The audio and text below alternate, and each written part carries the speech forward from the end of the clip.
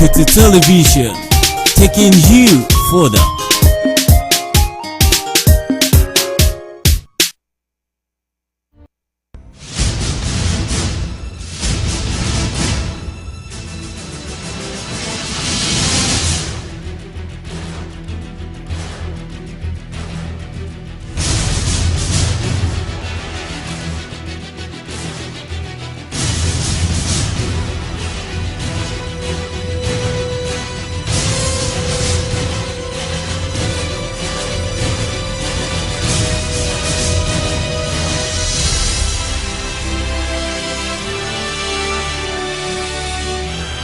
Good day and thanks for joining us on the Media News.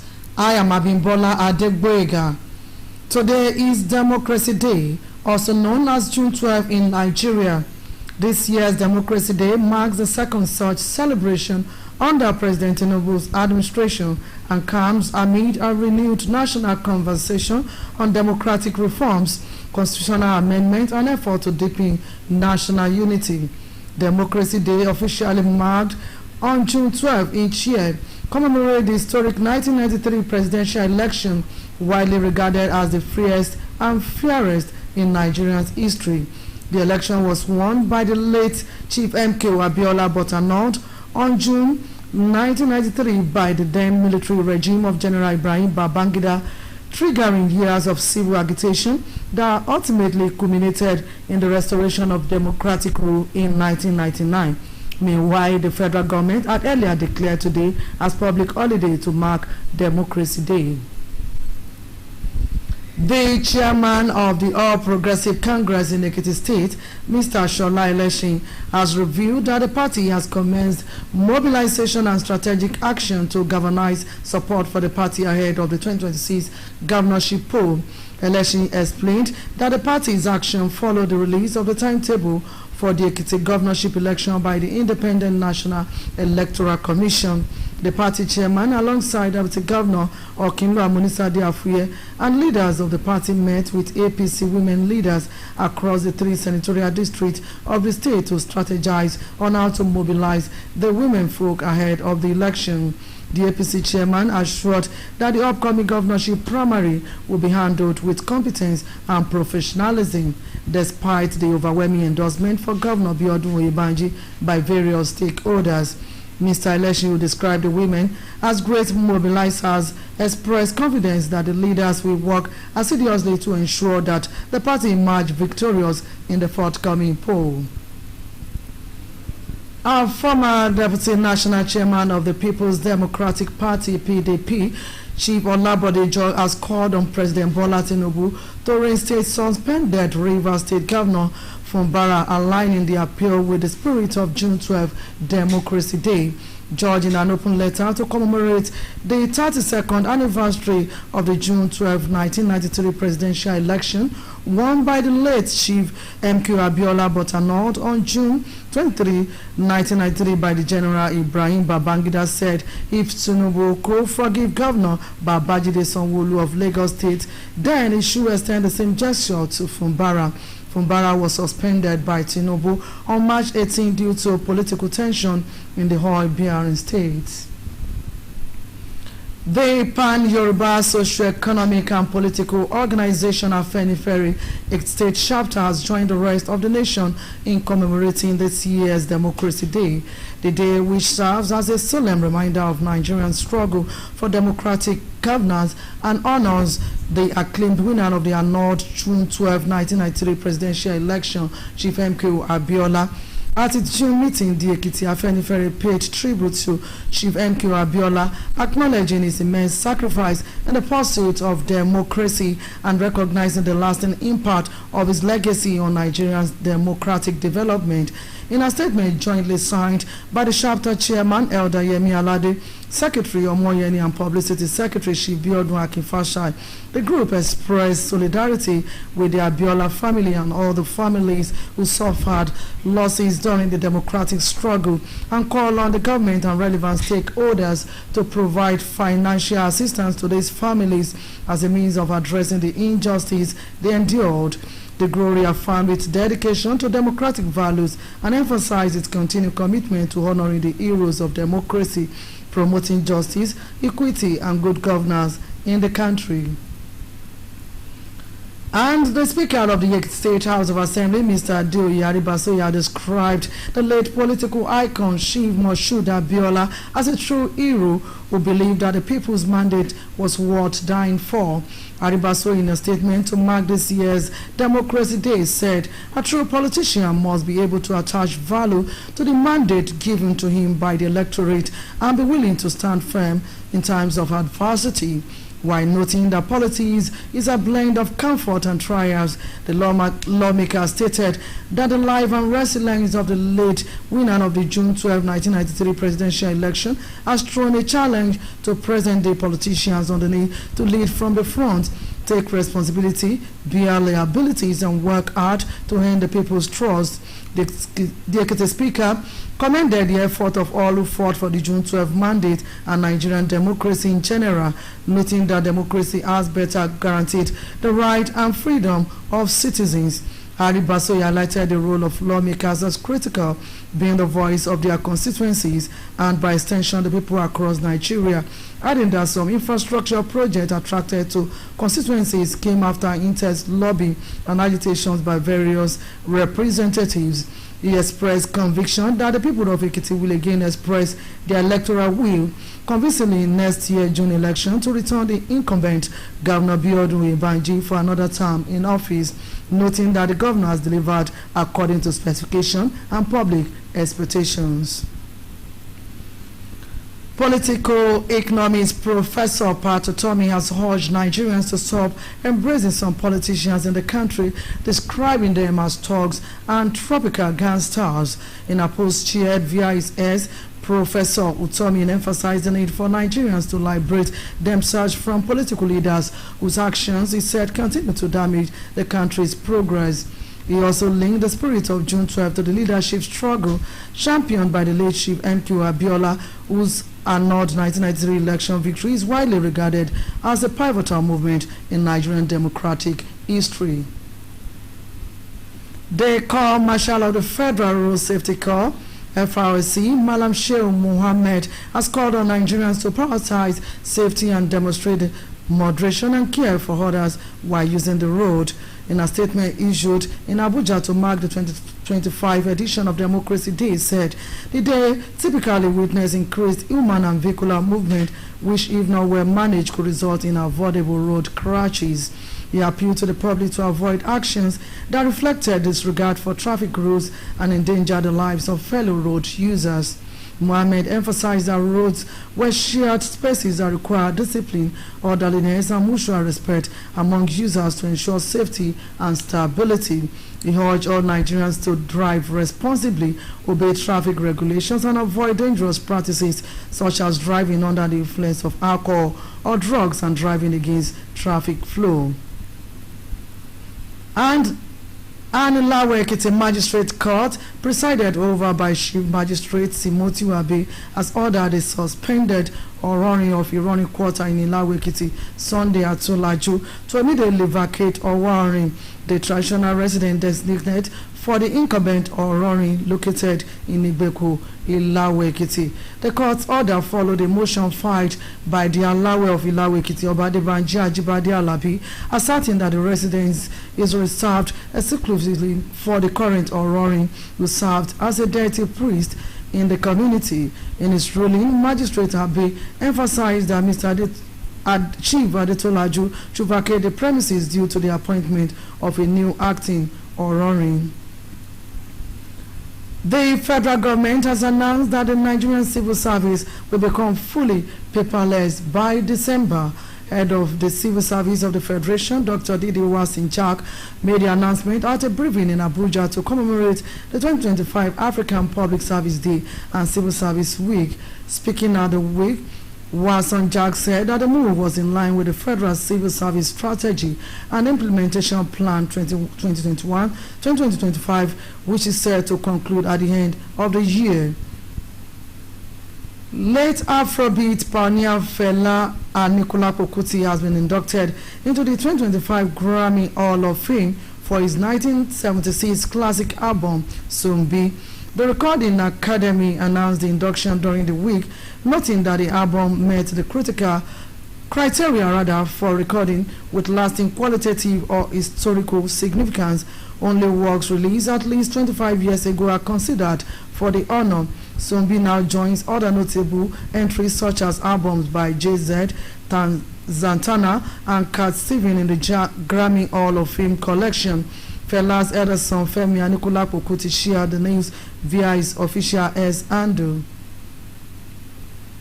And from the foreign scene, Israeli Prime Minister Benjamin Netanyahu alt-right government has survived an opposition bid to dissolve parliament as lawmakers rejected a bill that could have paved the way for snap election. Out of Knesset 120 members, 61 voted against the proposal with 53 in favor.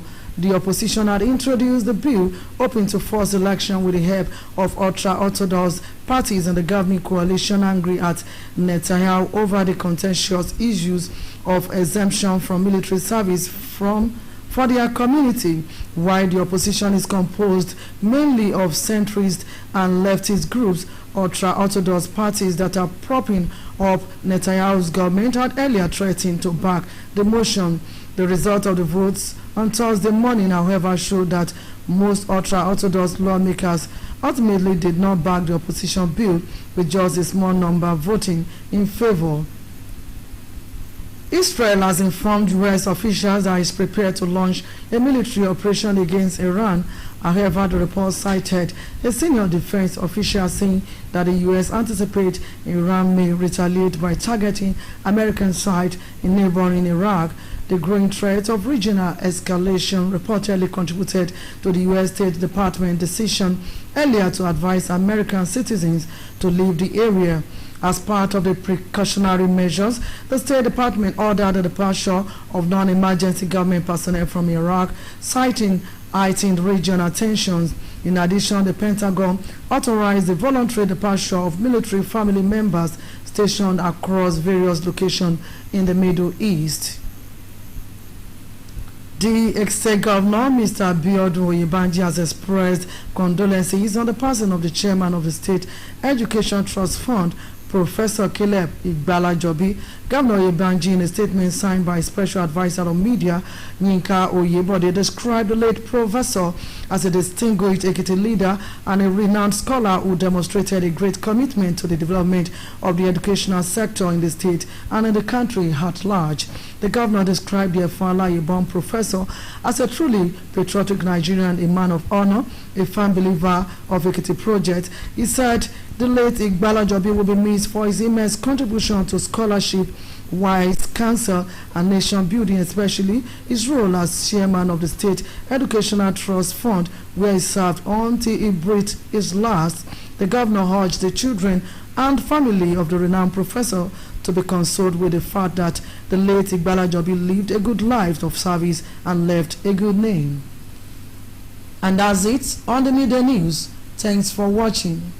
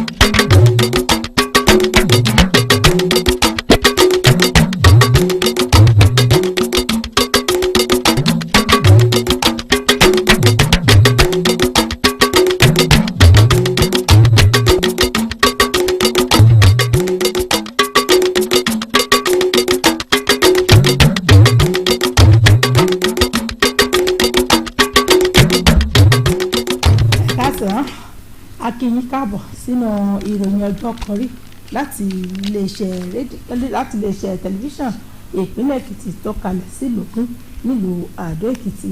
Kẹ́misọ́lá Àríjẹnilọ́lá ni oníròyìn. Òní yìí ni àyájọ́ ọjọ́ ìjọba àwarawa lórílẹ̀‐èdè yìí, níbi wọ́n ṣe ń pe ọjọ́ yìí ní June 12. Ọjọ́ àyájọ́ òmìnira ìjọba àwarawa yìí ni wọ́n yà sọ́tọ̀ lórílẹ̀‐èdè yìí láti yayọ̀ ọdún kejì ìjọba òmìnira lábẹ́ ìṣèjọba Ààrẹ Bọ́lá Tinubu, lẹ́yìn tí ìjọba Tinubu ti ń gbìyànjú láti rí pé wọ́n ṣe àwọn ohun tó tọ́ lórílẹ̀‐èdè yìí láti lè jẹ́ kí ìṣọ̀kan wà lórílẹ̀‐èdè Nàìjíríà. Ọjọ́ ìjọba àwarawa ni wọ́n fọwọ́ sí ní ọjọ́ 12 oṣù kẹfà ọdún láti máa rántí ìtàn ìdìbò ààrẹ ọdún 1993, èyí tí àwọn èèyàn ìlú tí wọ́n ti dìbò tí wọ́n sì rí pé ìbò náà ló gbóúnjẹ fẹ́gbẹ́ tó gbà wó bọ̀, ṣùgbọ́n ṣá tí wọ́n fagilé ètò ìdìbò náà ní ọjọ́ 23 oṣù kẹfà ọdún 1993 nípasẹ̀ ìjọba ológun Ibrahim Babangida, èyí tó fa ọ̀pọ̀ dàrúdàpọ̀ sáàrin ìlú tí wọ́n sì rí pé àtúnṣe wà lọ́dún 1999. Ní báyìí ìjọba àpapọ̀ ló ti kéde ṣáájú pé lónìí yìí ni wọn yóò yà sọ́tọ̀, èyí tó jẹ́ ọjọ́ 12 oṣù kẹfà láti sàmì sí ọjọ́ ìjọba àwarawa, tí wọ́n sì sọ pé káwọn òṣìṣẹ́ ìjọba lórílẹ̀‐èdè yìí wà nínú ààyè ìsinmi. Alága ẹgbẹ́ òṣèlú All Progressives Congress APC nípínlẹ̀ Èkìtì Ọ̀gbẹ́ni Ṣọlá Ẹlẹ́ṣin ti ṣe àfihàn pé ẹgbẹ́ ọ̀hún ló ti bẹ̀rẹ̀ ètò àti ìlànà láti ṣe àtìlẹ́yìn fún ètò ìdìbò gómìnà ṣáájú ìbò ọdún 2026. Ẹlẹ́ṣin ló ṣe àlàyé pé èyí ló wáyé látàrí ìlànà àti ètò bí ìbò sípò gómìnà bí wọ́n ṣe ṣe àlàkalẹ̀ ọjọ́ tí ètò ìdìbò yóò wáyé lórílẹ̀‐èdè yìí látọwọ́ àwọn àjọ elétò ìdìbò lórílẹ̀‐èdè yìí. Alága ẹgbẹ́ ọ̀hún pẹ̀lú igbákejì gómìnà Ọ̀kínwà Mọ́nísádé Àfúyẹ́ àtàwọn aṣáájú olóṣèlú, àwọn obìnrin, aṣáájú obìnrin ìlú káàkiri àwọn agbègbè ìjọba ìbílẹ̀ mẹ́tẹ̀ẹ̀ta tó wà ní ìpínlẹ̀ yìí ni wọ́n péjú pésẹ̀ tí wọ́n sì ń ṣe ètò ìtanijí fáwọn èèyàn ìlú láti lè rí pé wọ́n ṣe àtìlẹ́yìn fún ìjọba gómìnà Bíọ́dún Oyèbánjí láti lè dórí ipò lẹ́ẹ̀kejì ní ìpínlẹ̀ Èkìtì. Alága ẹgbẹ́ APC ló ti wá fi dáwọn èèyàn ìlú lójú pé ètò ni wọn yóò ṣe tí wọn yóò sì rí pé wọ́n gbé gómìnà Bíọ́dún Oyèbánjí padà sórí àléfà ní ìpínlẹ̀ Èkìtì láti lè ṣe ìjọba lẹ́ẹ̀kejì. Ẹlẹ́ṣin lójúwe àwọn obìnrin èyí tí wọ́n ṣètò kóríyá náà bíi ẹni tó ní làákàyè àti ìgboyà láti rí pé wọ́n kọ́wọ́ ti Abíọ́dún Oyèbánjí lẹ́yìn láti lè jáwé olúborí nínú ètò ìdìbò ní ọdún tó bọ̀. Àwọn ọmọ ẹgbẹ́ Yorùbá Social and Political Organization Afẹ́nifẹ́re ẹ̀ka ti ìpínlẹ̀ Èkìtì ti darapọ̀ mọ́ àwọn ojúgbà wọn lágbàáyé láti yayọ̀ ìsàmì sí ọdún àyájọ́ ìjọba àwarawa lórílẹ̀‐èdè yìí.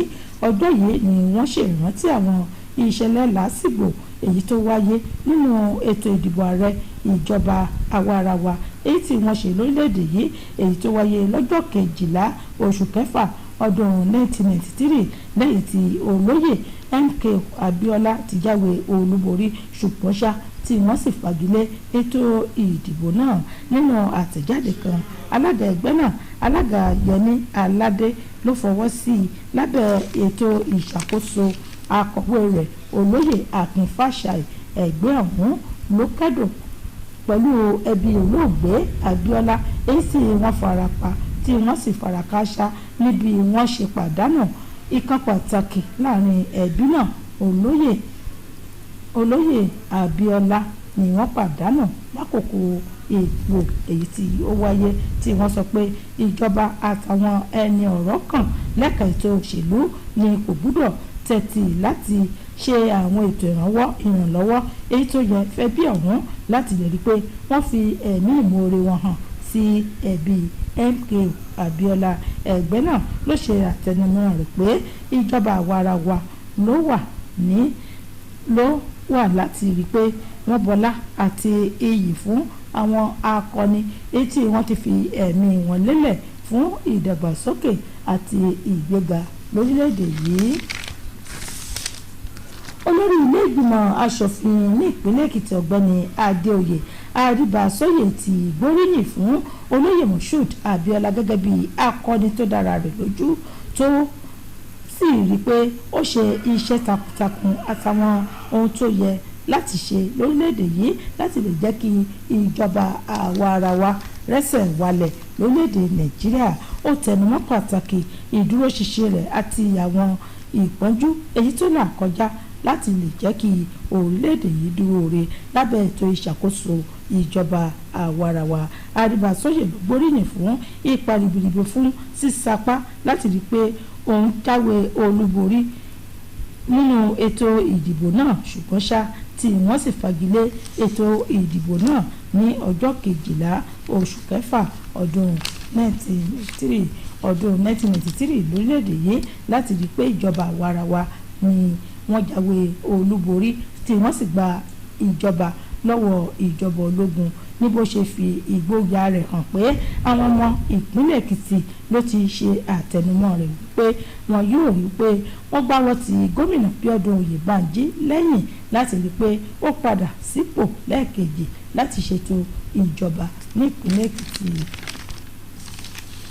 Onímọ̀ nípa ètò ọrọ̀ ajé ni ọ̀jọ̀gbọ́n Pat Ọ̀tọ́ni ti rọ àwọn ọmọ orílẹ̀-èdè Nàìjíríà àti àwọn olóṣèlú kan èyí tí wọ́n kó àwọn olóṣèlú èyí tí wọ́n júwe wọn bíi ọ̀pọ̀ tó jẹ́ ọlọ́ṣà àti ọ̀daràn tó ní kí wọ́n ṣọ́ra ṣe láti máa kó àwọn ọ̀pọ̀ èèyàn èyí tó jẹ́ ọlọ́ṣà àti ọ̀daràn mọ́ra nínú ètò òṣèlú. Èyí ló wà lójú ìlà òpó ìfìwéránṣẹ́ ayélujára X rẹ̀. Ọ̀tọ́ni tẹnumọ́ pàtàkì àwọn ọmọ orílẹ̀-èdè Nàìjíríà láti gbà wọ́n kúrò lọ́wọ́ àwọn adarí olóṣèlú tí wọ́n wà láti da orílẹ̀-èdè yìí rú torí kí àwọn èèyàn kí wọ́n ṣọ́ra ṣe fáwọn ọ̀daràn olóṣèlú. Bákan náà ló ṣe àtẹnumọ́ rẹ̀ pẹ̀lú ìṣẹ̀lẹ̀ èyí tó wáyé lọ́jọ́ 12 oṣù kẹfà ọdún 1993 lábẹ́ ìdarí àwọn olóṣèlú èyí tí olóyè MKO ti jáwé olúborí, ṣùgbọ́n ṣá tí wọ́n fagilé èsì ìbò náà léyìí tí àwọn ọmọ orílẹ̀-èdè yìí kò lè gbàgbé láéláé nínú àkọọ́lẹ̀ ìtàn èyí tó jẹ́ ti orílẹ̀-èdè Nàìjíríà.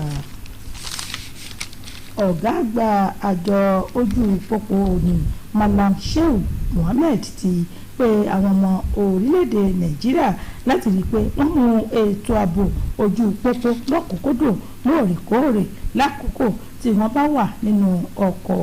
Nínú àtẹ̀jáde kan èyí tí ó jáde nílùú Àbújá láti sàmì sí ayẹyẹ ọjọ́ ìjọba àwarawa tọdún 2025 ó ṣe lálàyé pé ọkọ̀ èyíkéyìí tí kò bá dára tí ọlọ́kọ̀ sì mọ̀ pé kò dára láti gbé sí ojú pópó ní kí wọ́n yẹra fún láti máa wà lójú pópó torí ìjàmbá ọkọ̀. Ó wà rawọ́ ẹ̀bẹ̀ sáwọn èèyàn láti yàgò fún àìbìkítà àti àìtẹ̀lé òfin pópónà lẹ́yìn tí ó máa fa ọ̀pọ̀ jàmbá ní òrèkóòrè. Mohammed ló tẹnumọ́ pé ojú pópó ló yẹ níbi tí ó ti yẹ kí àwọn èèyàn mọ̀ pé ó léwu lọ́pọ̀lọpọ̀ tí ó sì yẹ kí wọ́n máa ṣe ìbọ̀wọ̀ fún rẹ̀ lóòrèkóòrè láti lè pagidí jàǹbá ọkọ̀ níbo ṣe ìràwọ̀ ẹ̀bẹ̀ sáwọn ọmọ orílẹ̀-èdè yìí láti rí i pé wọ́n kò wa ọkọ̀ ní ìgbà tí wọ́n bá mu ọtí líle tàbí kí wọ́n wa ọkọ̀ nígbà tí wọ́n bá rí i pé ara ọkọ̀ wọn kò yágara sí ojú ọ̀nà. Tó rọ àwọn ọmọ orílẹ̀-èdè yìí láti tẹ̀lé òfin pópónà torí jàǹbá ojú ọ̀nà.